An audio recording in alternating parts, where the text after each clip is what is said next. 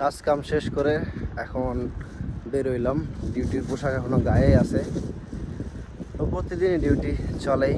আর প্রবাসে যারা আছে ডিউটি না করলে চলবে না ভাই, প্রতিদিনই কাজের উপরে থাকতে হয়।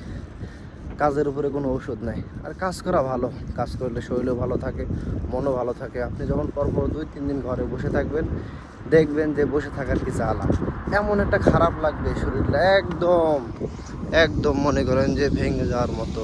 শরীরে কেমন জানি একটা ফিল হবে, অদ্ভুত অলসতা লাগবে, আলসেমি লাগবে। তার থেকে মনে করবেন যে দূর, রুমে বসে থাকার চেয়ে কাজ করে ভালো ছিল।